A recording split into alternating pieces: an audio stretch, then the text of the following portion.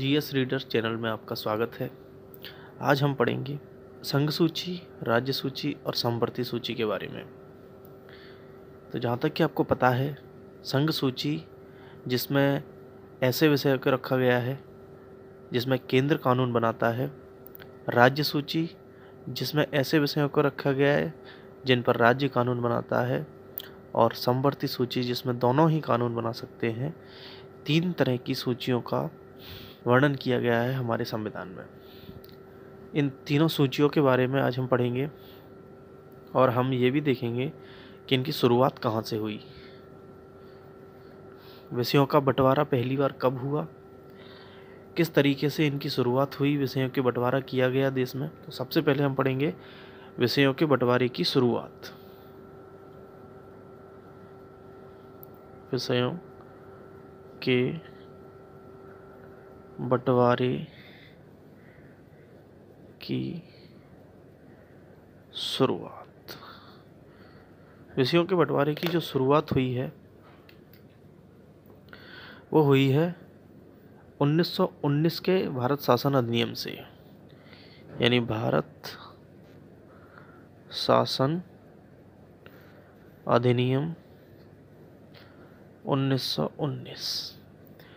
इसका दूसरा नाम है मॉन्टेग्यू चेम्सफोर्ड सुधार, जिसमें मॉन्टेग्यू भारत के ब्रिटिश सचिव थे और चेम्सफोर्ड उस समय भारत के वायसराय थे। भारत शासन अधिनियम 1919 में पहली बार द्वैध शासन लागू किया गया। प्रांतों में द्वैध शासन।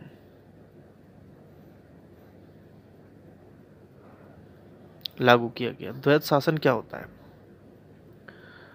इसके जनक हैं लियोनल कार्टिस।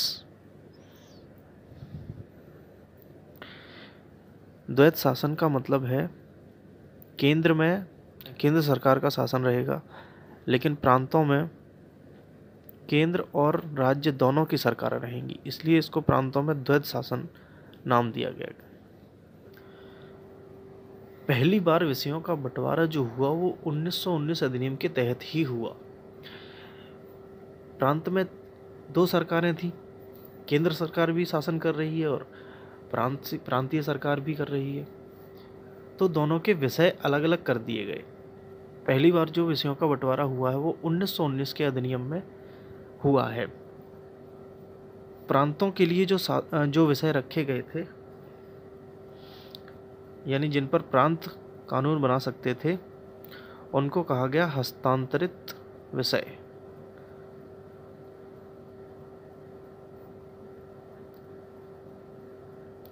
जिन पर केंद्र कानून बना सकता था उनको कहा गया आरक्षित विषय।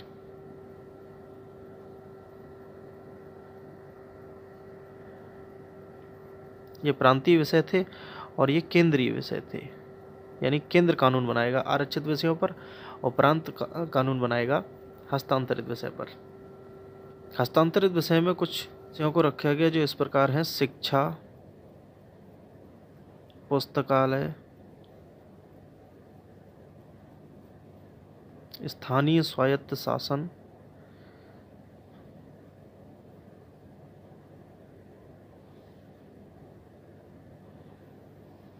चिकित्सा वगैरह वगैरह।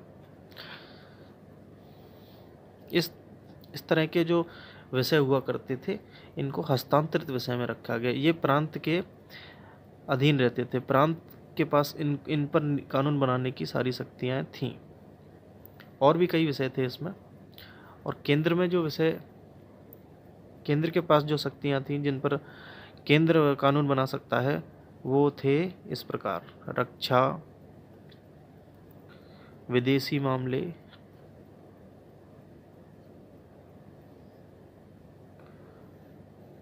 रक्षा का मतलब है सेना। सेना केंद्र के अधीन रहती है। केंद्र सेना पर कुछ भी कानून बनाना है तो केंद्र ही बनाएगा उस पर। वित्त केंद्र के हाथ में रहता था। भूमि, कर, ये सारी चीज़ें केंद्र के हाथ में रहती थी। इस तरीके से विषयों का जो बंटवारा पहली बार भारत में हुआ वो इस अधिनियम के तहत किया गया, जिसमें हस्तांतरित और आरक्षित विषय रखे गए। हस्तांतरित विषय प्रांत के अधीन रहते थे और आरक्षित विषय केंद्र के अधीन रहते थे। लेकिन प्रांतों में द्वैध शासन एक असफल योजना रही। प्रांतों में द्वैध शासन के असफल होने का एक कारण तो यही था कि हस्तांतरित विषय में जो विषय आते थे उन पर कानून बनाने का अधिकार तो प्रांतों को था, लेकिन जब उनको लागू करवाने के लिए वित्त की जरूरत पड़ती थी तो वो केंद्र उनके लिए नहीं देता था, क्योंकि केंद्र के हाथ में वित्त था। तो वित्त जब पैसा ही नहीं देगा, केंद्र जब पैसा ही नहीं देगा, तो प्रांतों को अपने जो कानून है उनको लागू कराने में बहुत दिक्कतें आती थी। इस वजह से ये लागू नहीं हो सका। द्वैध शासन प्रांतों में असफल रहा। इसके बाद जो अगला अधिनियम आया, भारत शासन अधिनियम 1935।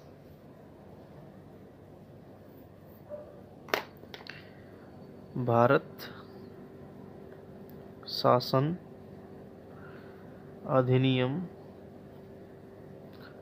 1935। इस अधिनियम के तहत क्या हुआ कि जो राज्यों में द्वैध शासन था वो समाप्त कर दिया गया, क्योंकि वह एक असफल योजना थी, सफल नहीं हो पाया था। इसलिए प्रांतों में जो द्वैध शासन था वो समाप्त कर दिया गया और केंद्र में सर्वप्रथम संघीय शासन प्रणाली अपनाई गई। संघीय शासन प्रणाली मतलब केंद्र में द्वैध शासन की स्थापना की गई। केंद्र में केंद्र सरकार भी होगी और राज्य सरकारों के भी प्रतिनिधि वहाँ पर, उनका भी बहुमत रहेगा। इसमें पहली बार केंद्र तथा राज्य की इकाइयों के मध्य जो शक्तियों का विभाजन किया गया, उसमें तीनों सूचियों का वर्णन किया गया: संघ सूची, प्रांत सूची और समवर्ती सूची। तो 3 सूचियां सबसे पहले यहाँ बनाई गई। 3 सूची कौन कौन सी सूची थी? संघ सूची, राज्य सूची और समवर्ती सूची।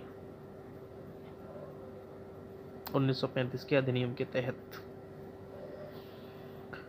संघ सूची में 59 विषय रखे गए। 59 विषय रखे गए। राज्य सूची में 54 विषय रखे गए और समवर्ती सूची में 36 विषय रखे गए।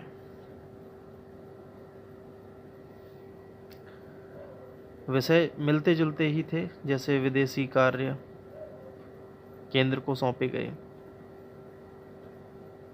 सेना यानी सुरक्षा, मुद्रा, इस तरह के विषय संघ के हाथ में थे। राज्य के लिए शिक्षा पर कानून बनाने का अधिकार राज्य को दिया गया। प्रांतीय लोक प्रशासन,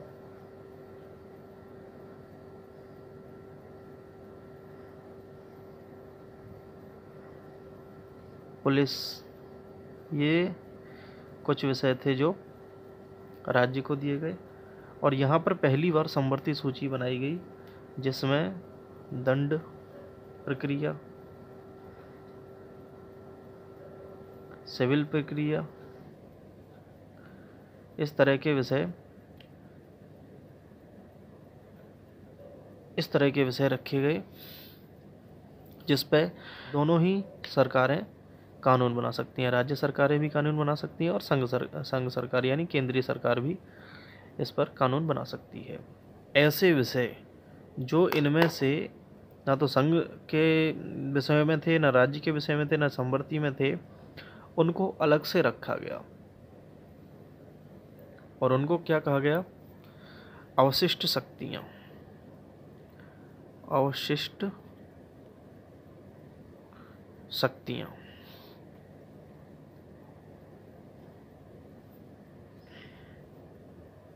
कहा गया। अवशिष्ट शक्तियां जो भी थीं, जो तीनों सूचियों में जो विषय नहीं थे, उनको अवशिष्ट शक्तियां कहा गया। और ये शक्तियां गवर्नर जनरल में निहित थीं। गवर्नर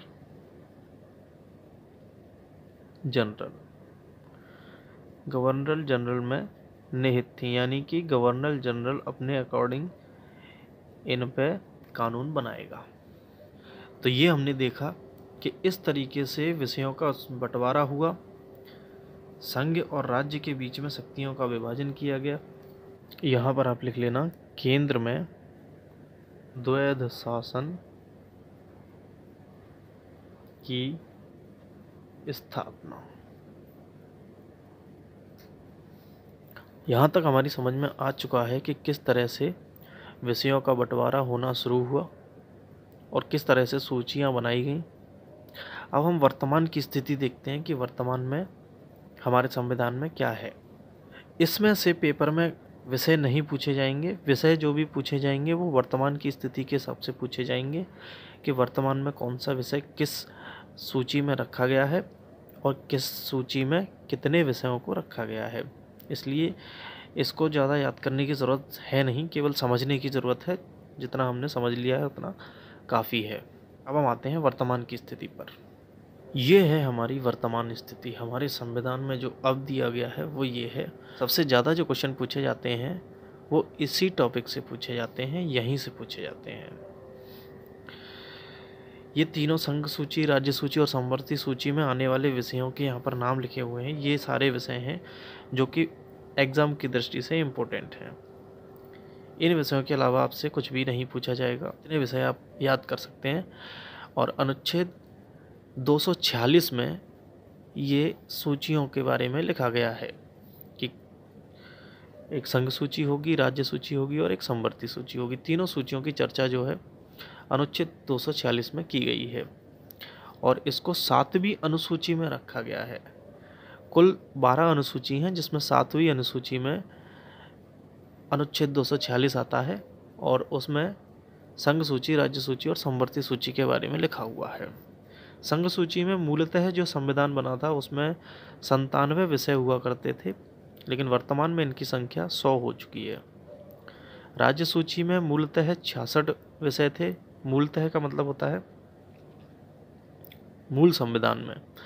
और वर्तमान में 61 विषय हैं, यानी कुछ विषय इसके उठा करके समवर्ती सूची में रख दिया गया है। समवर्ती सूची में मूलतः 47 विषय थे, लेकिन वर्तमान में 52 विषय हो गए हैं। यानी कुछ विषय राज्य सूची में होते थे पहले, लेकिन उस पर संघ को भी कुछ कानून बनाने थे, इसलिए उन विषयों को उठा करके समवर्ती सूची में रख दिया गया है। जैसे शिक्षा पहले राज्य सूची में हुआ करता था, लेकिन 42वें संविधान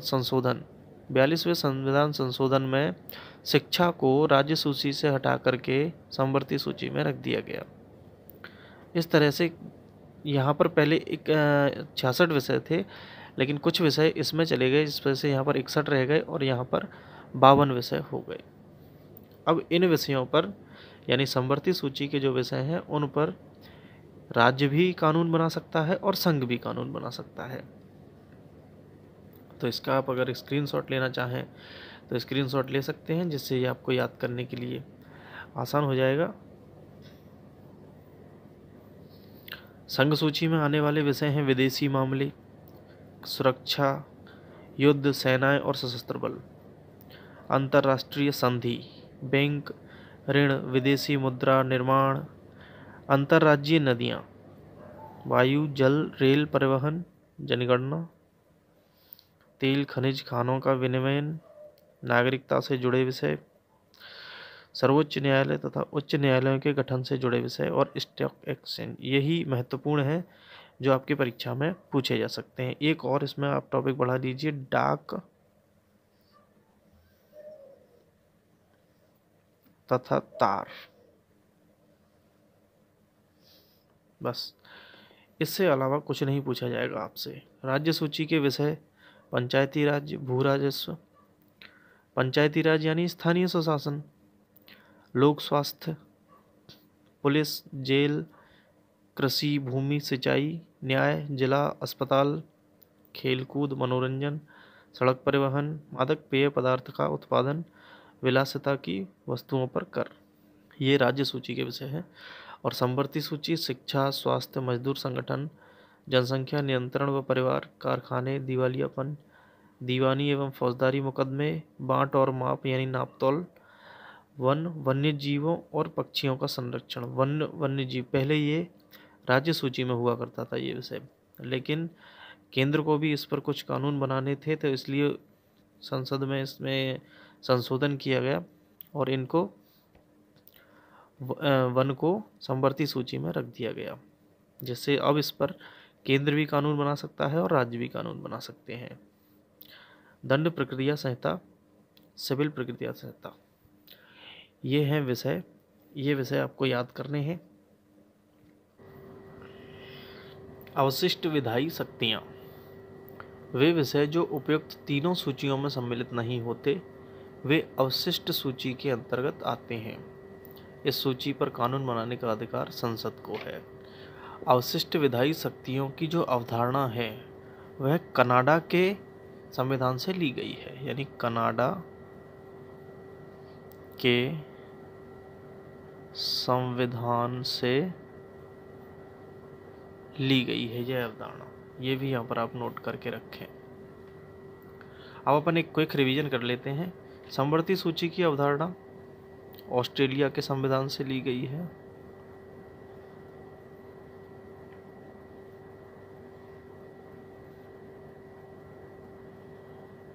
ऑस्ट्रेलिया के संविधान से समवर्ती सूची की अवधारणा ली गई है। और अवशिष्ट विधायी शक्तियों की अवधारणा कनाडा के संविधान से ली गई है। तीनों सूची किस अनुच्छेद में है? तो अनुच्छेद 246 में। तीनों सूची किस अनुच्छेद में है? तो अनुच्छेद 246 में। कौन सी अनुसूची में है? तो 7वीं अनुसूची में। 7वीं अनुसूची में। पहली बार विषयों का बंटवारा कब हुआ था? भारत शासन अधिनियम 1919।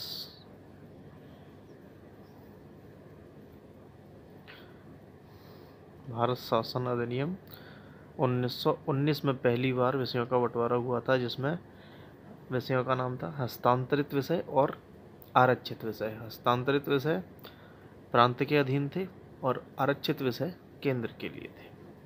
पहली बार संघ सूची, राज्य सूची और समवर्ती सूची का विभाजन कब हुआ था? भारत शासन अधिनियम 1935। भारत शासन अधिनियम 1935 में। वर्तमान में राज्य सूची में कितने विषय हैं? तो वर्तमान में राज्य सूची में है 61 विषय और मूल संविधान में कितने थे? 66 विषय थे।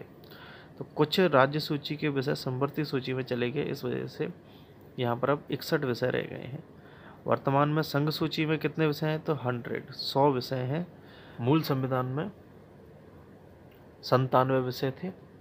वर्तमान में समवर्ती सूची में कितने विषय हैं? तो वर्तमान में समवर्ती सूची में 52 विषय हैं। 52। और मूल संविधान में कितने विषय थे? समवर्ती सूची में 47 विषय थे। शिक्षा को किस सूची में रखा गया है? शिक्षा को समवर्ती सूची में रखा गया है। समवर्ती सूची में। कौन से संविधान संशोधन से?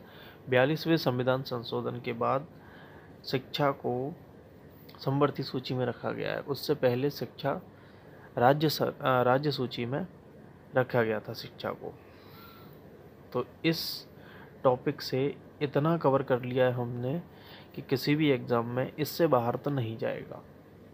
तो आज का वीडियो यहीं ख़त्म करते हैं। मिलते हैं अगले वीडियो में। धन्यवाद।